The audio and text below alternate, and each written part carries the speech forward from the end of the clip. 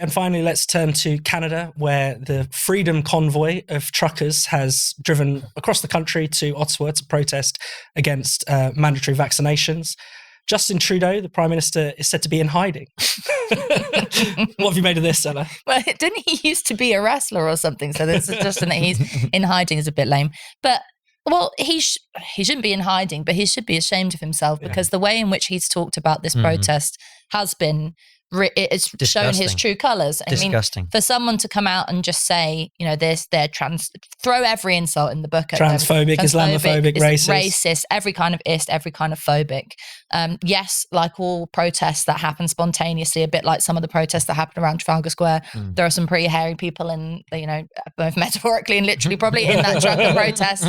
Some of the signs, I think, someone take that off them or make them put it down. But the general sentiment, it's clear to anyone with two eyes, is it's anti-vaccine mandate.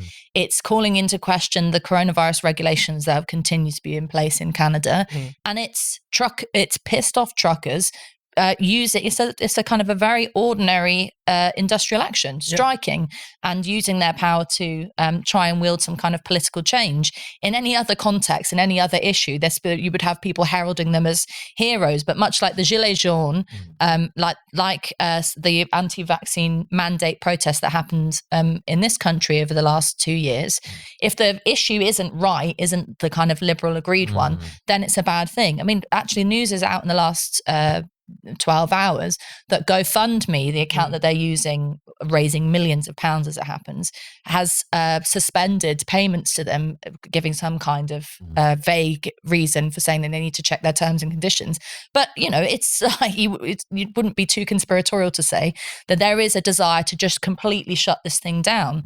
And I think that it's worth showing solidarity. I mean, if you put me in a position of picking between Trudeau and the truckers, I know who I'd pick because Trudeau has never had any sense of what ordinary people in Canada are feeling like. He plays to the auditorium of Twitter. That's what he was doing with those insults. And that's all he's good for. So I hope the truckers keep him in hiding for longer. Yeah. I mean, Trudeau says that they're espousing essentially a fringe position. I mean, obviously being anti-vax is a fringe position, but being against mandatory vaccination used to be a normal position. What's happened?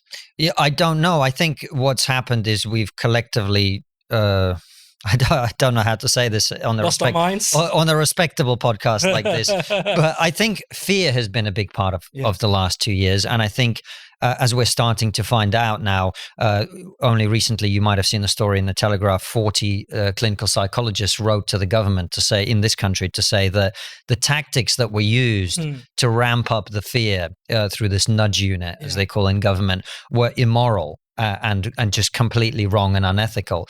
And I think that's a big part of it. I think people have been really, truly very scared.